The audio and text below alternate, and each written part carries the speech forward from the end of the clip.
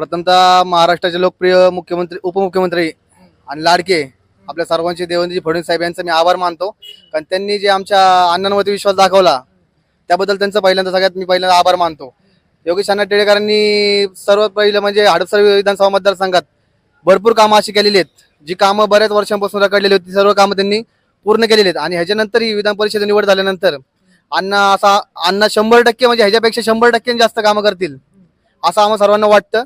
आणि आमच्यात एकच इच्छा आहे फक्त की महाराष्ट्राचे लाडके उपमुख्यमंत्री श्री देवेंद्र फडणवीस साहेब यांना एवढीच विनंती आहे फक्त की त्यांनी आमच्या अण्णांना एक मंत्रिपदाची संधी द्यावी आणि त्या संधीचं आमच्या अण्णा सोनं करतील 100%. आम्हाला अशी खात्री आहे.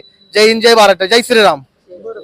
काँग्रेसनी जे काही काँग्रेसच्या 8 वोटिंग फुटलेले, काँग्रेसनी अपप्रचार केला होता की संविधान बदलणार आहे, बीजेपी संविधानाच्या विरोधात काम करते, परंतु आता काँग्रेसचे 8 वोटिंग फुटले, त्याच्याबद्दल काय मत आहे तुमचं?